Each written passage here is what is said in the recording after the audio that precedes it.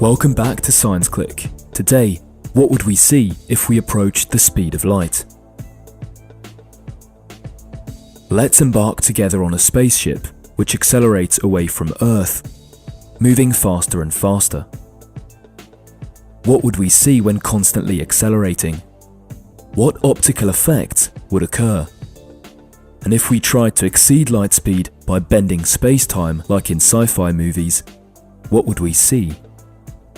Answering these questions will lead us to explore many fascinating phenomena of our universe and immerse ourselves at the heart of special and general relativity.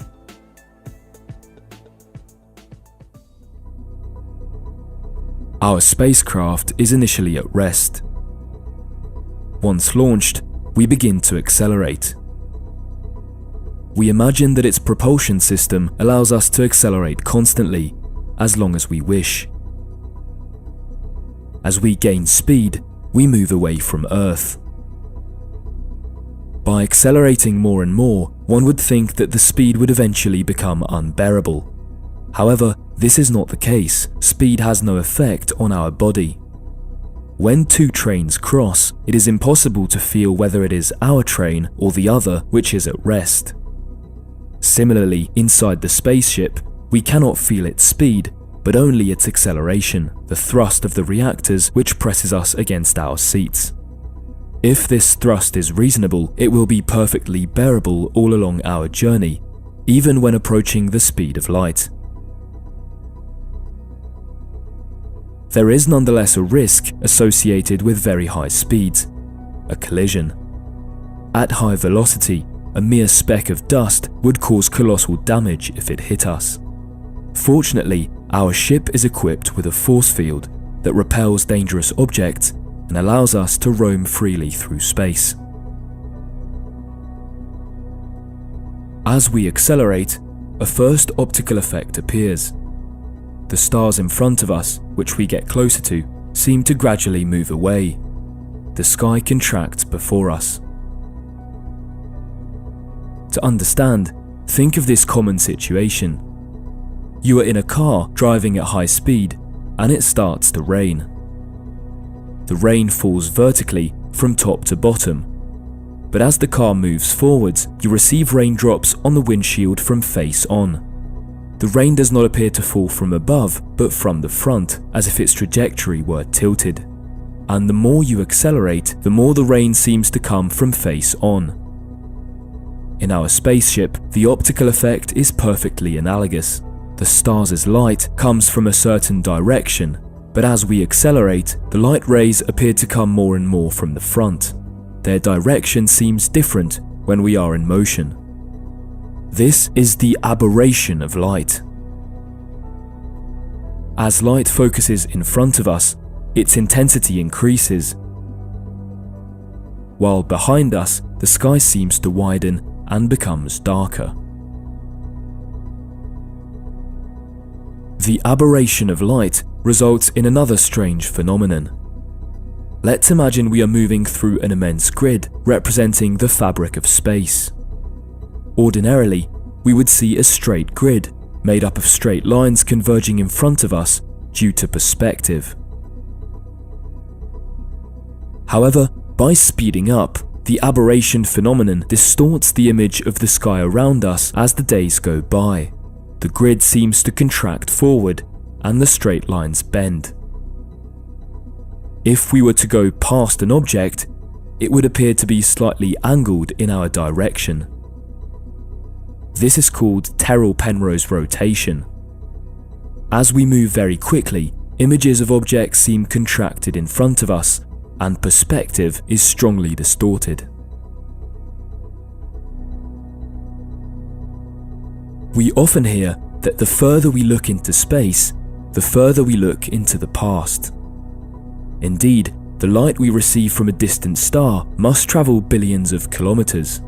This journey is not instantaneous, and it takes some time for light to reach us. As a result, we see the star as it was in the past when it emitted this light, perhaps several thousand years ago. Who knows how it might have changed since then? Looking out from our spaceship, the same phenomenon is at work. As we move away from Earth, the planet's light takes longer and longer to reach us. If we could zoom in with a telescope, we would see people on Earth evolving in slow motion. This is the Doppler effect. Each tick of the clocks on Earth takes longer and longer to reach us. We receive light rays in slow motion, and their intensity seems to weaken as the image of the planet shifts towards red color. In front of us, it's the opposite effect. The ship catches up with the light and the stars seem to get brighter. They shift towards blue color and their clocks seem to tick faster. With precise enough equipment, we could measure the aberration and Doppler effects since the start of our acceleration in space. However, if we decided to end our journey and return to Earth, these effects would have had no impact. They are only optical illusions due to the way we receive light while moving. After several hundred days, however, as the reactors push us ever faster, the ship begins to approach light speed. At such speeds, some phenomena will no longer be mere optical illusions. Real physical effects will kick in with irreversible consequences. Special relativity comes into play. A first consequence of relativity is known as time dilation. Our universe is a huge four-dimensional fabric called space-time, made up of 3 dimensions of space and 1 dimension of time. Inside space-time, all bodies trace a trajectory since they all advance towards their future. Before takeoff, our ship was moving in the same way as Earth towards the future. But by picking up speed and zooming away from Earth faster and faster, our trajectory gradually deviated from that of the planet. The axis we call time is no longer aligned with the time axis of people on Earth. If we decided to turn around and come back, our clocks would have measured a different time, and we would have aged less than Earthlings because our trajectories in space-time would have been different. Another key consequence of special relativity is called length contraction. When a body moves at close to light speed, its length gets contracted in the direction of its motion. From the spaceship's perspective, the entire universe is moving backwards. For us, the universe is contracted along our direction of motion. As such, the length of the journey to reach our destination is shorter than expected. We are not talking about optical effects anymore, but of a physical and concrete phenomenon. If we tried to reach a distant star, the journey would genuinely seem shorter to us. It would take less and less time the faster we move. Thus, contrary to popular misconception, it is in fact possible to travel thousands of light years in just a few seconds. And in the case where we would move almost at light speed, the journey would even seem instantaneous to us. For the people on Earth, however, several thousand years would have passed. Length contraction is a very real phenomenon. However, visually, it would be difficult to see. To understand why, imagine that we cross the orbit of a planet. As it moves very quickly towards us, the planet's length is contracted. But remember, the farther we look into space, the farther we look into the past. And from our perspective, the back of the planet is located further in space than the front of the planet. The image that we receive from the back of the planet has taken longer to reach us, so we see it as it was in the past. Even if it is contracted, the planet does not look like it because we receive the image of its back with a delay. Rather than contracted, it appears to be rotated. This is a phenomenon we have already seen, Terrell-Penrose rotation. When we move very fast and look to our side, the edges of the object around us seem shorter in the direction of motion. This can be interpreted either as length contraction or as a rotation, as a change in perspective. For the same reason, a person watching us zoom by would not really see our ship contracted, but rather rotated on itself. Over time, our field of view continues to contract. It intensifies in front of us while going completely black behind us. By accelerating more and more, we would perhaps expect to reach the speed of light at some point. What would we see then? This question might be one of the most fundamental in relativity. The answer is no. Even if the ship accelerates constantly, we will never reach the speed of light. That is because the speed of light is absolute. You may try to catch a light ray, but from your point of view, it will always escape at the same speed, the speed of light. You may accelerate as much as you wish, even if from Earth you would seem to approach the speed of light. From your point of view, you are still motionless, and light escapes inexorably. In short, it is strictly impossible to exceed or even reach the speed of light. At best, our ship will continue to accelerate forever, and our field of vision will continue to shrink ever more, until forming an infinitely bright spot in front of us, surrounded by a completely black sky. Almost at light speed, all optical effects would become extreme. As we catch up with light rays before us, they all seem to come from the front.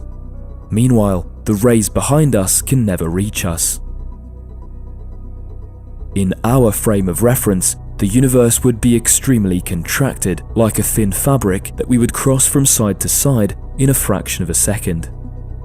For a person on Earth, we'd be moving at the speed of light. But for us, the trip seems instantaneous. We move infinitely fast. To conclude, nothing can ever move faster than light through space. But there might be a way to circumvent this rule. In fact, nothing prohibits space itself from moving faster than light. Indeed, the theory of general relativity teaches us that the fabric of space-time is dynamic. It can bend in multiple ways. We could thus imagine creating a bubble around our spaceship, which we would propel faster than light.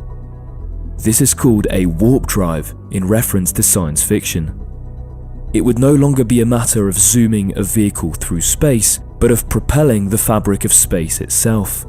Our ship would remain motionless, surfing on a wave of faster than light space-time.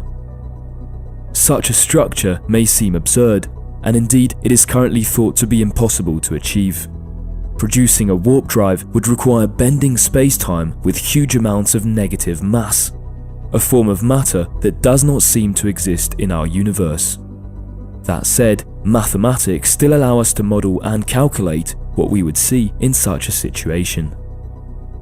If we looked from outside, the warp drive would seem to appear out of nowhere.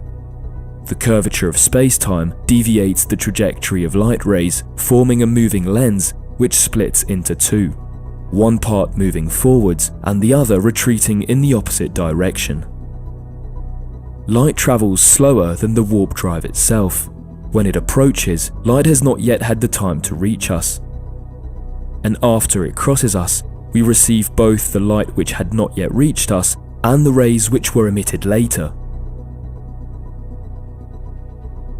Looking from the inside of the warp drive, we would see the sky contracted in front of us and very bright. Behind us, the universe would look extremely dark, and a whole patch of the sky would simply vanish from our view. The light emitted from there is too slow to catch up with us. A cone of the universe remains permanently invisible.